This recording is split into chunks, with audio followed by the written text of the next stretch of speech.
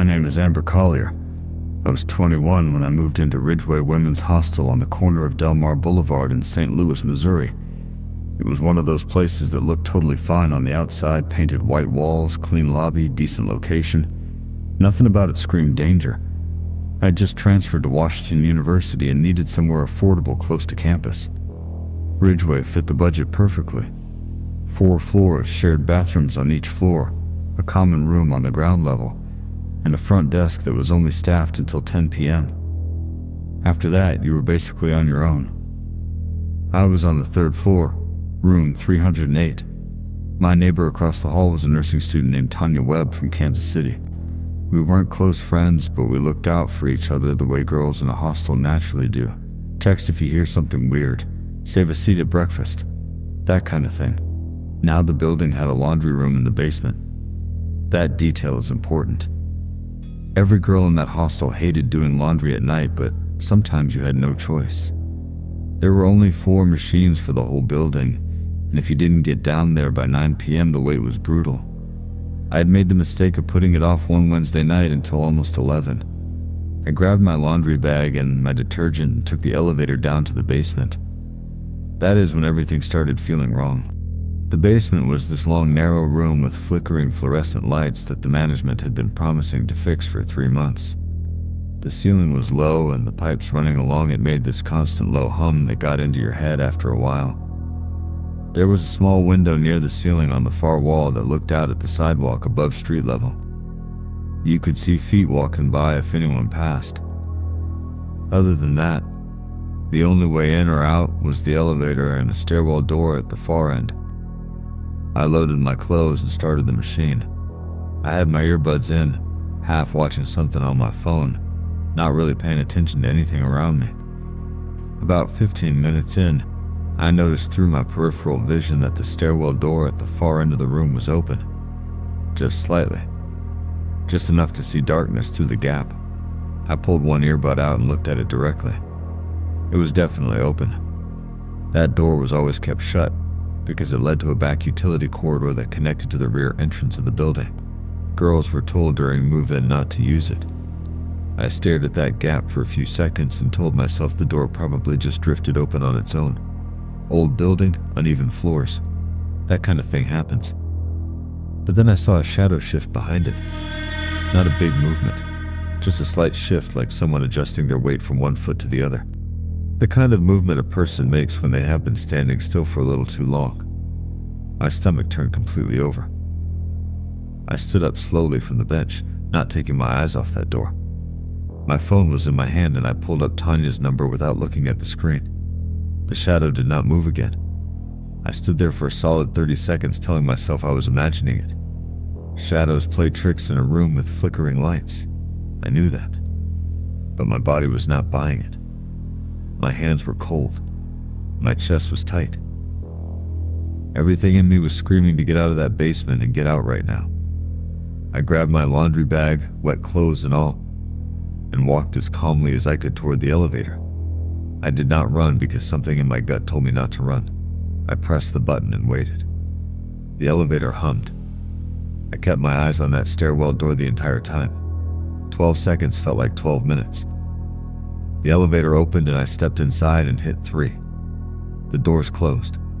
I exhaled so hard my knees nearly buckled. I texted Tanya before I even reached my floor. Told her there was someone in the basement stairwell. She called me immediately and stayed on the phone with me until I was inside my room with the door locked. We called the front desk and got no answer because it was past 10. So Tanya called 911. 2 officers arrived within 8 minutes. They swept the basement and the utility corridor behind that stairwell door. What they found was that the rear entrance to the building, a heavy metal door that was supposed to be locked at all times from the outside, was wide open. Not just unlocked. Wide open. The frame was slightly bent, like it had been forced. The officers found a man crouched behind the utility boiler in the corridor. His name was Marcus Durrell, 38 years old, with 2 prior convictions for trespassing and 1 for stalking a woman in the Soulard neighborhood 2 years earlier. He had been inside that corridor for an unknown amount of time. The officers said he had a small flashlight and a folding knife in his jacket.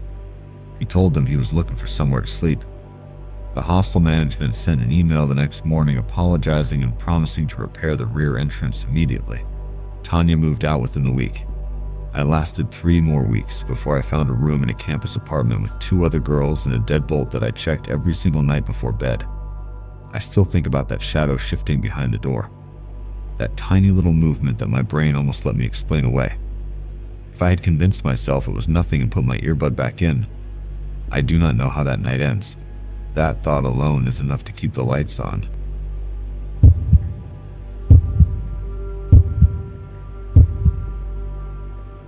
My name is Danielle Pruitt.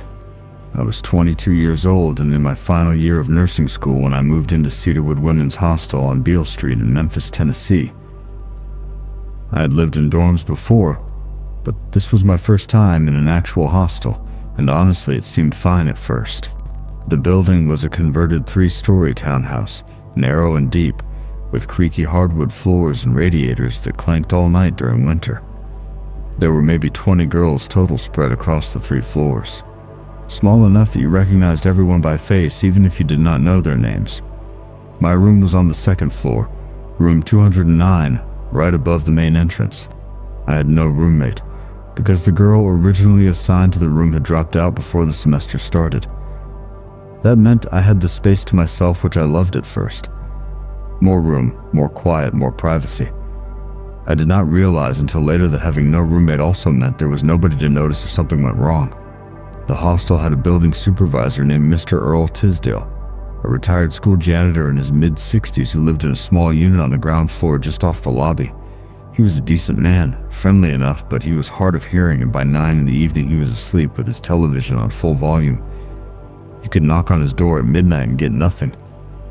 Every girl in the building knew that about Earl. It was a Friday night in early February. Most of the girls had gone out for the weekend or gone home to visit family. The building was unusually empty. I had stayed back because I had a clinical exam Monday morning and I needed the weekend to study. I ordered food, spread my notes across my desk, and settled in for a long, quiet night. By midnight, I was tired enough to call it, and I got into bed and turned off the light. I woke up at 2:47 in the morning according to my phone. I lay there for a second trying to figure out what had pulled me out of sleep. The room was dark and quiet. The radiator was doing its usual thing, and then I heard it, coming from the room directly next to mine.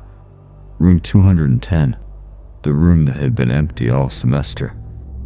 Footsteps, slow and flat, crossing the floor from one side of the room to the other, then stopping, then crossing back. Not frantic, not accidental. Deliberate and unhurried, like someone pacing.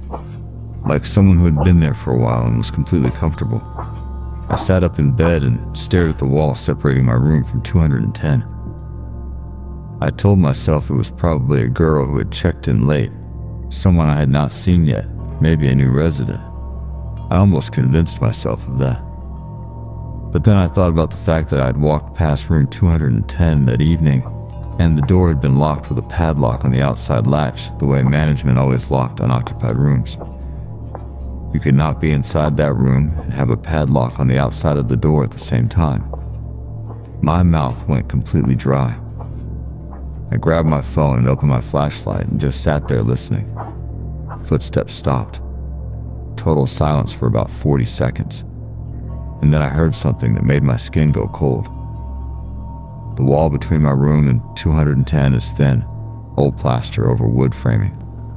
And on that wall, starting low and moving slowly upward, I heard the distinct sound of fingernails dragging across it from the other side. Slow, deliberate, like whoever was on the other side knew exactly where I was.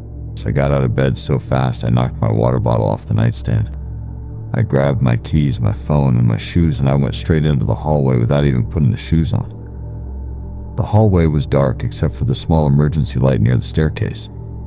I looked at the door to room 210. The padlock was gone.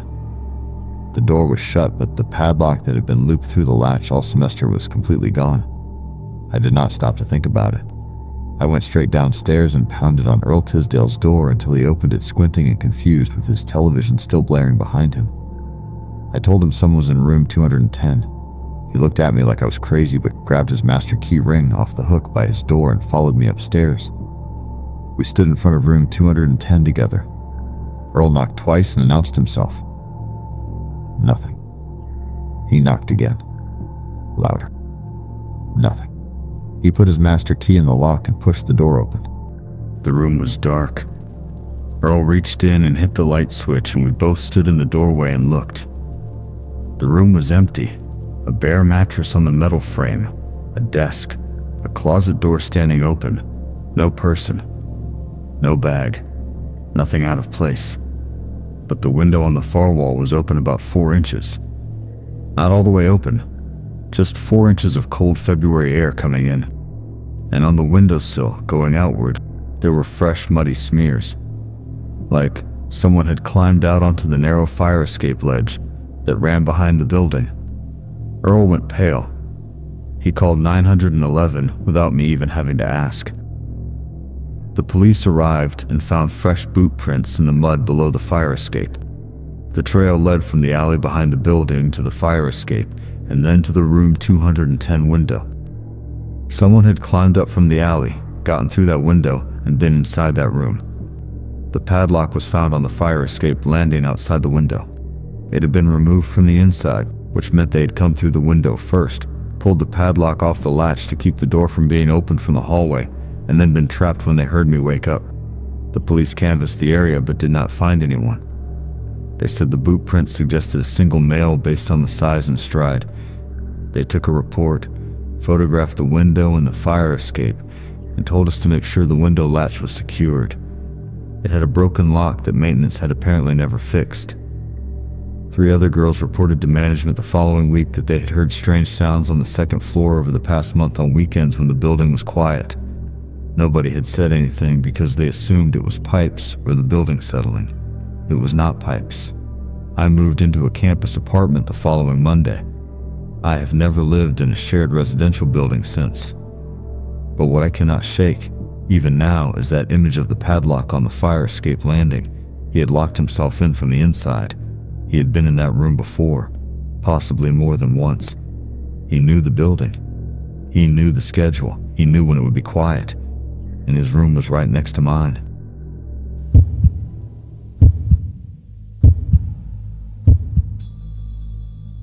I was 20 years old, a sophomore studying graphic design at Tulane University, and I thought I had seen enough of the world to not be easily scared. I grew up in Chicago. I had ridden the L train alone at 2 in the morning. I had walked home through neighborhoods that most people would not drive through. Fear was not really something I carried around with me on a daily basis.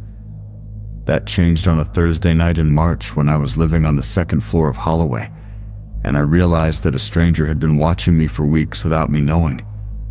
Let me back up. Holloway was a mid-sized hostel, 3 floors, around 30 women total, decent management, and a strict guest policy that said no visitors past 8 p.m. The building was older, early 1900s construction, with tall, narrow windows and thick walls, and a rear courtyard that nobody really used except to park bikes. My room was room 204, second floor, facing the rear courtyard.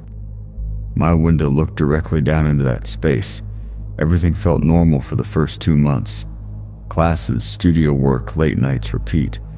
My neighbor in room 206 was a girl named Simone Garrett from Baton Rouge, sweet and loud and always burning incense that drifted under the door. We ate together sometimes in the common room. Nothing unusual anywhere. Then in late February, I started noticing small things that individually meant nothing but together started adding up to something I could not name. The first thing was my window. I always kept the curtain pulled 3/4 of the way across, leaving a small gap on the left side because I liked a little natural light in the morning. I started finding it pulled completely shut when I came back to my room after class. Every single day for about a week. I figured I was just doing it myself without remembering and forgetting about it. The second thing was a smell, faint but distinct. Something like cigarette smoke and motor oil that would be there when I walked into my room sometimes in the evening and gone within a few minutes. I did not smoke. Nobody on my floor smoked. I mentioned it to Simone and she said she could not smell anything from her side. The third thing was the sound I started hearing at night. soft and irregular, coming from the direction of the rear courtyard below my window. Not every night, maybe 2 or 3 times a week, like something scraping slowly across concrete. I looked out my window twice and saw nothing both times. I know what you are thinking. I was thinking the same thing, that I was tired, stressed, and building a story out of coincidences. But something in my gut kept pulling at me. That low, quiet alarm that your body sends up when your brain is still trying to be reasonable. The moment everything stopped being coincidence happened on a Thursday night. I'd come back to my room around 10 p.m. after a long studio session. I dropped my bag, kicked off my shoes, and went to pull my curtain open a little before getting into bed. When I grabbed the curtain and slid it back, I looked down into the rear courtyard out of pure habit, and I froze completely solid. There was a man standing in the courtyard below. He was pressed flat against the wall directly beneath my window, completely still, face tilted upward. Looking straight at my window, he was wearing dark clothes, and he had clearly been standing there long enough to find a comfortable position against that wall because his arms were crossed and his posture was relaxed. He was not hiding. He was just standing there watching my window like he had every right to be there. I yanked the curtain shut and backed away from the window so fast I tripped over my shoes and hit the floor hard. I sat there on the floor in the dark with my heart slamming in my chest, trying to process what I had just seen. I called Simone's room phone. She picked up in 2 rings, and I told her in a whisper what I had just seen. She did not laugh. She did not question me. She said, "Stay in your room," and called the front desk immediately. The building supervisor that night was a woman named Cheryl Odom, who had worked at Holloway for 6 years. She took it seriously immediately. She called 911 and then went to the rear courtyard entrance herself with her master key and a flashlight. The police arrived 4 minutes later. They found him 2 blocks away, walking calmly down Magnolia Avenue like he was just out for an evening stroll. His name was Travis Booker, 31 years old, unemployed, living in a single-room rental 4 streets over. When they brought him back to the building to identify him, I confirmed through the lobby window that it was the same man, same dark jacket, same build. What the police found out during questioning was worse than the watching itself. Travis Booker had a key. Not a master key, but a key to the rear courtyard gate that should have only been accessible to residents and management. Nobody could explain how he had gotten it. The hostel management changed every exterior lock the following day. The detective who followed up with me 2 days later told me that Travis had no prior arrests, but that his phone contained photographs. Photographs taken from ground level looking upward at a lit window. My window. The timestamps went back 19 days. 19 days of standing in that courtyard watching my window. I'd been completely unaware for 19 days. I requested a room transfer that same afternoon, and management moved me to the 3rd floor facing the street before the week was out. Travis Booker was charged with stalking and criminal trespassing. I do not know what came of the case after that, because I transferred out of Holloway entirely by the end of the semester. But I kept that curtain pulled all the way shut for a very long time after that. In every room I ever lived in. Some habits you do not shake. You just learn to live with them.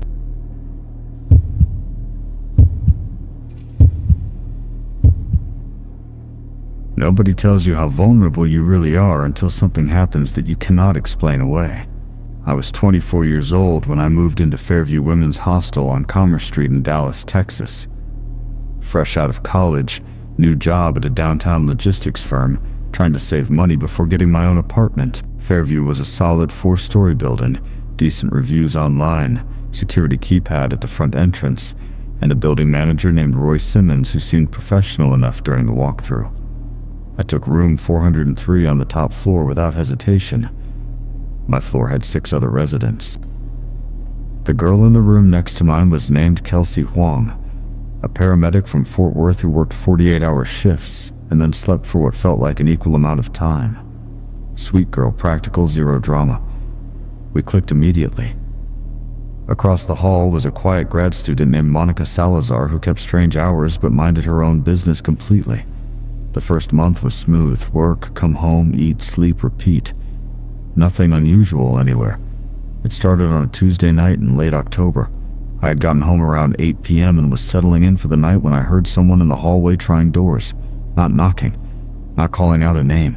Just trying handles one after another, slow and methodical. I heard the click of a handle turning. A pause, then the next door. Another click, another pause. Moving down the hall toward my room. I sat completely still on my bed and listened. The sound stopped outside my door. I watched the handle. It turned downward slowly, held for 3 full seconds, and then released. I had my deadbolt thrown so it did not open, but the person on the other side did not move away immediately. I could hear them breathing through the gap at the bottom of the door. Slow and patient, like they had nowhere else to be. Then they moved on. I heard 2 more doors get tried before the sound faded toward the stairwell. I called Roy Simmons immediately. He was apologetic and told me he would check the building. He called back 20 minutes later and said he had walked every floor and found nothing unusual. He suggested it might have been a resident who had forgotten which room was hers after a long day. I did not buy that for a single second. I told Kelsey about it the next morning before her shift. She got very quiet and then told me something that turned my stomach over completely. She said 3 nights earlier she had come home at midnight from a double shift and found a man she did not recognize standing at the end of our hallway near the stairwell door.